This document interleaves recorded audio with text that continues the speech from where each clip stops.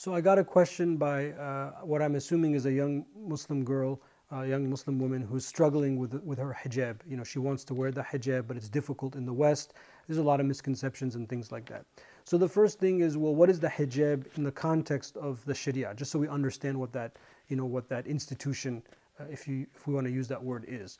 And it's well known that the Prophet ﷺ, he said that when a woman is of age, that the only thing that she should show, publicly is her face and her hands. And of course, the Hanafis also add the feet. And then therefore, that's where the hijab comes from. And this is something that is a point of consensus of all of the madhahib, of all of the Muslims, Sunnis, Shias, the Muslims of the past, the Muslims presently. It's a point of ijma', it's a point of legal consensus. So there's no legal debate about this issue. But the hijab is also part of our Islamic culture. And if you live in a culture in which it's normal, in which your mom wore hijab, your sisters wear hijab, your aunts wear hijab, the neighbors wear hijab, everyone in the mosque wears hijab, then it's sort of like, well, that's just what you do.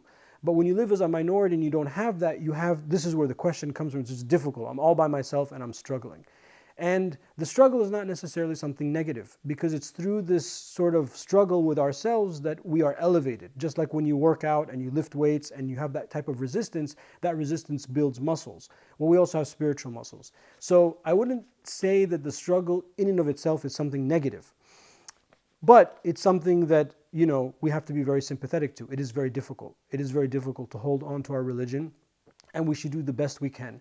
Now, if you're wearing the hijab and you're struggling, I would try to find a support group, friends, colleagues, co-workers, people at the mosque, people that you can be with, that you can share these difficulties with, and that you can sort of find solace with friends. And I mean, not so long ago, I remember that there was a couple of online groups, surviving hijab and these type of things that were very helpful and very beneficial to young Muslim women. And we should encourage these things in spades.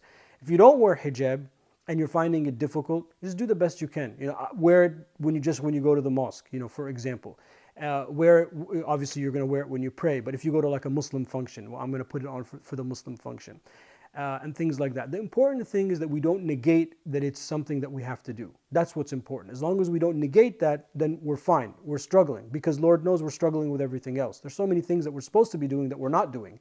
It's not like this is the only thing that's going to make or break our Islam. So we acknowledge that it's something that we have to do if we're a Muslim woman.